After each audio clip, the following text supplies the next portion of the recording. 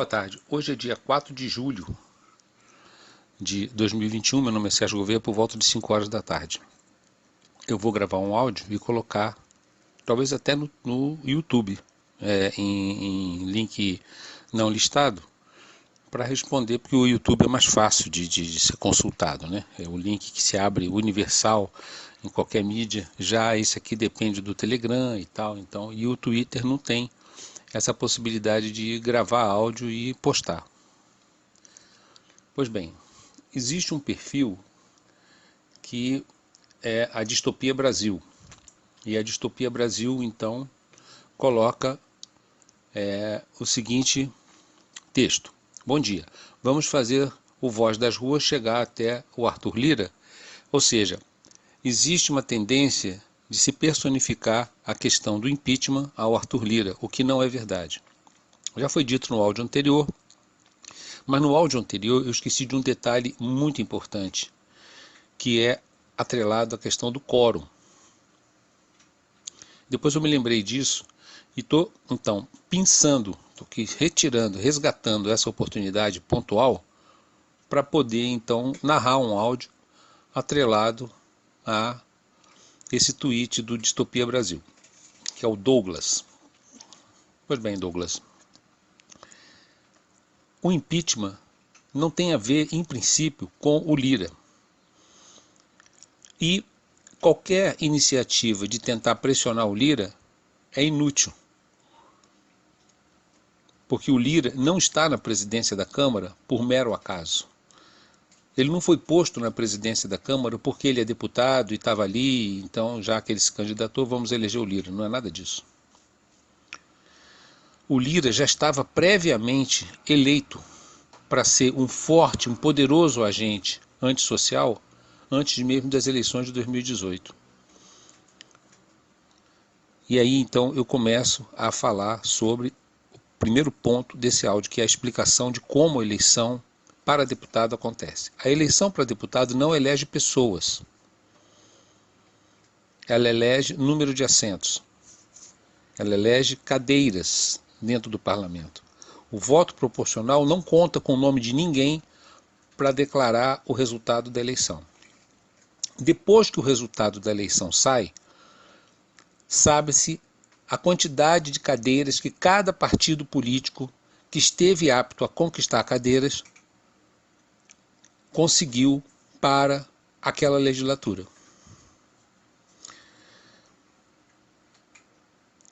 Depois de 2015, essa quantidade foi relativizada por um segundo ciclo de votação, dentro da votação proporcional, que aí sim considera a votação nominal para fixar ou relativizar a posse de cadeiras, de assentos, de espaço legislativo. Esse é o primeiro item. O segundo item afirma que a necessidade de votação nominal dentro da votação proporcional pura torna a eleição censitária, porque toda vez que houver eleição nominal, há necessidade de dinheiro. E o voto em lista, ele suscita, ele permite a possibilidade do eleitor fazer com que o custo da eleição seja praticamente igual a zero. O voto em lista é a única forma de fazer com que pobres, pessoas populares, adentrem o espaço legislativo, combatendo exatamente a possibilidade do aparelhamento do poder legislativo pelos dirigentes partidários. Então, uma vez que o voto em lista é a única possibilidade, e uma vez que o voto em lista permite a utilização do voto de legenda como uma forma de baratear candidaturas, no caso, candidaturas de partidos à maioria, e não de pessoas, e uma vez que esse voto foi desconstituído em 2015, então a possibilidade de se fazer maioria social no Congresso Nacional ficou reduzida a praticamente zero. Não existe possibilidade de maioria. Então, esse é o segundo ponto. O terceiro ponto é observar que desde 1982, quando aconteceu a redemocratização começa no dia 28 de agosto de 1979, com a lei de anistia, né, com a volta dos brasileiros que estavam no exterior, para que os brasileiros pudessem então participar da política, Arraes, Brizola, entre outros aí, né? Essa lei de anistia dá início a essa redemocratização e que desde o início da redemocratização a esquerda se coloca como defensora dos direitos sociais, dos direitos políticos e dos direitos cíveis. Também se coloca como defensora das riquezas nacionais e do patrimônio nacional. É assim que a esquerda coloca para a população: eu sou a defesa de vocês. E a burguesia joga contra, a elite joga contra, os ricos jogam contra, porque eu sou, então, a defensora dos humildes, dos desvalidos. Eu sou a defensora da grande maioria do eleitorado. É assim que a esquerda se colocou lá em 1982. Mas acontece que, paradoxalmente, essa mesma esquerda jamais fez uso e propaganda do voto de legenda como solução política. Ninguém tem condições de dizer que o esquerdismo não tem força de disseminar, principalmente depois do advento da internet, de disseminar grandes campanhas. Aí está, ó, muitas pessoas nas ruas e tal.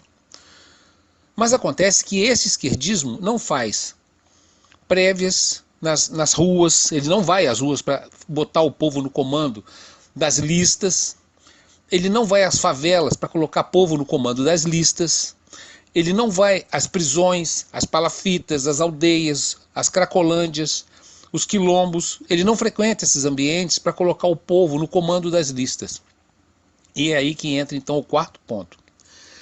O voto em lista, ele faz com que o eleitor não eleja coisa alguma, em termos de nomes. E o voto em lista depois de 2015 faz com que o eleitor não eleja coisa alguma também com relação aos partidos. Porque o voto de legenda, ele deixou de existir. E nesse ponto aqui, nesse quarto ponto, eu coloco que o voto de legenda hoje não consegue reter cadeiras, porque ele não tem o teor nominal necessário para que haja retenção de cadeiras para um partido.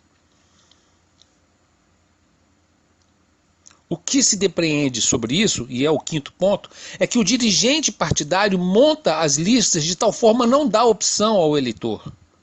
O problema não está com o eleitor. É isso que eu quero falar para o Douglas, da Distopia Brasil. O problema não está com o eleitor. O problema está no fato do dirigente partidário montar as listas apenas com nomes adversos ao social. Então, independe de quem o eleitor vai votar, aquela pessoa que está na lista é antagônica ao social.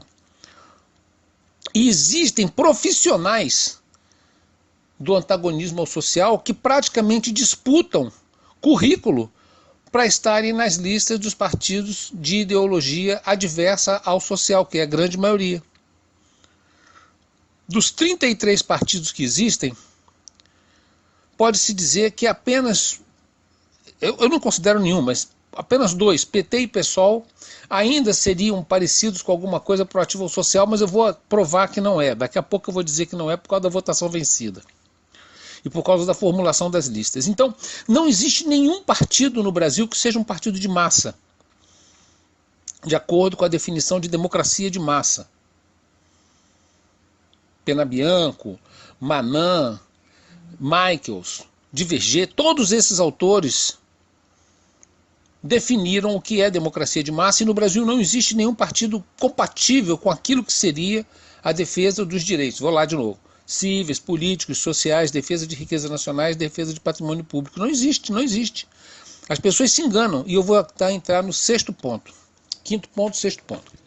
O sexto ponto mostra o seguinte: os partidos que se dizem de esquerda montam listas com pessoas que são omissas. Então essas listas, elas foram montadas antes de 2015, concentrando eventuais puxadores de maioria nos grandes centros. O interior dos estados ficava abandonado. Eu fiz esse levantamento com todos aqueles que foram eleitos de 1982, estou fazendo ainda, não terminei, vou publicar, com todos aqueles que foram participantes de bancadas de esquerda entre 1982 e 2015.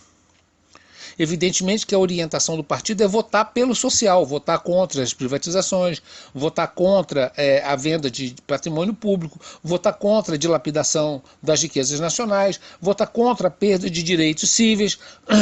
A orientação do partido é votar contra aquilo que a burguesia, aquilo que as riquezas, aquilo que as pessoas que estão desinteressadas no social promovem dentro do Congresso Nacional. E aí, dentro desse sexto ponto, cabe informar o seguinte: na medida em que os partidos de esquerda, ou que se dizem de esquerda, jamais discutem maioria congressual, jamais colocam voto legislativo na pauta, o Douglas vai para a internet dizer que o problema está com Lira. Não, o problema não está com Lira, não. O problema está na falta de discussão da maioria social no Congresso para passar o país a limpo, viu, Douglas? É isso que eu estou tentando explicar aqui. E aí, Douglas, olha só esse sexto ponto como é pesado.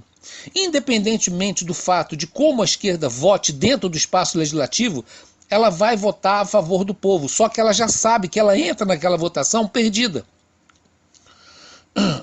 Então, o que acontece na votação do Congresso Nacional para dizer se vai ter privatização ou não vai, para dizer se vai ter venda de patrimônio público outro, ou entrega de riqueza nacional, ou então cerceamento de direitos cíveis, reforma disso, reforma daquilo, remarcação de terra, não sei o que, tudo isso já foi decidido antes das eleições.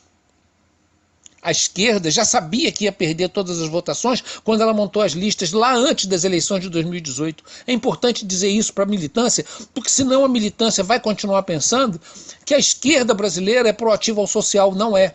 A esquerda brasileira é proativa ao aumento da criticidade social para que aconteça uma revolução socialista. Ela não quer saber de leis, ela não quer saber de fazer listas com base em amplas prévias que vão consultar a população. Ela não quer saber de renovação das bancadas. As bancadas de esquerda são sempre repetitivas e minoritárias, desde 1982.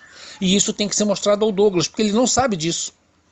No dia que o Douglas e outras tantas milhões de pessoas tiverem consciência do que eu estou dizendo aqui, as pessoas vão para a rua para questionar os partidos, e não para tentar dizer fora Bolsonaro, para botar o general Mourão, que já disse que vai envidar todos os esforços para fazer com que o Lula não seja candidato. Ou seja, a esquerda está fazendo campanha para a maçonaria e para as Forças Armadas da Presidência da República contra tudo aquilo que ela diz que defende. E assim eu termino meu áudio com esses 6 pontos, explicando a Distopia Brasil com um áudio que eu acho que é muito interessante, curto até para os meus padrões, né, um áudio de curta duração para os meus padrões aqui, né, com uma educação irreconhecível para os meus padrões, né, eu estou irreconhecível, ninguém sabe que sou eu que estou falando aqui. Então eu estou passando isso para o Douglas para que ele entenda exatamente, né, como acontece o voto legislativo e para que ele pare de jogar contra si pelas mãos dessa esquerda que não defende coisa nenhuma, porque se defendesse nós não teríamos amargado tantas derrotas nesses últimos 40 anos. Valeu.